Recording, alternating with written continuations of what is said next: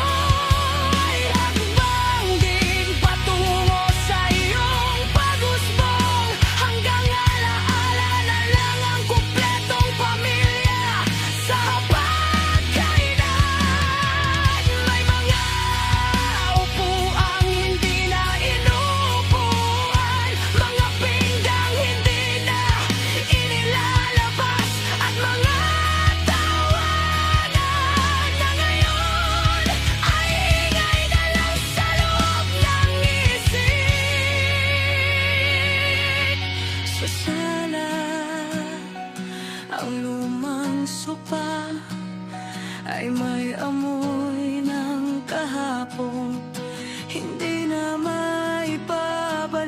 At ang mga larawan sa pader ay nakatingin na lang, walang sinasabi kundi paalala ng mga panahong buo pa ang lahat.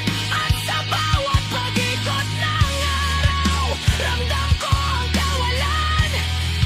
Sa gitna ng mga bagay na dati puno ng buhay, nang lumawak ang mundo,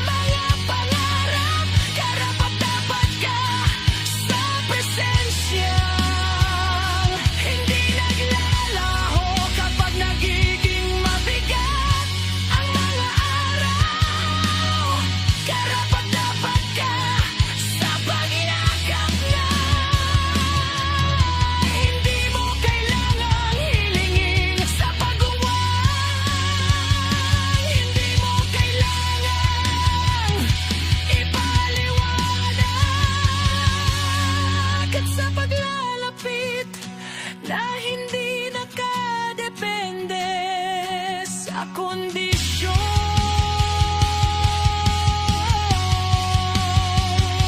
Karapat-dapat ka sa pagmamahal na hindi natatakot sa lalim, hindi sumusukat ng oras at hindi nagdadalawang isip na manatili, sapagkat ang puso mo ay tahanang dapat inaalagaan, hindi isinasantabi.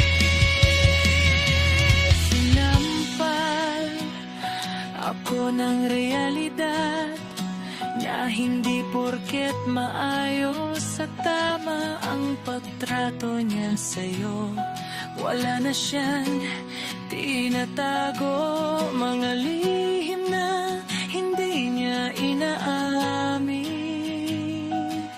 mga lihim na baka raw masaktan ako, mga lihim na sa iba ko pa nalaman.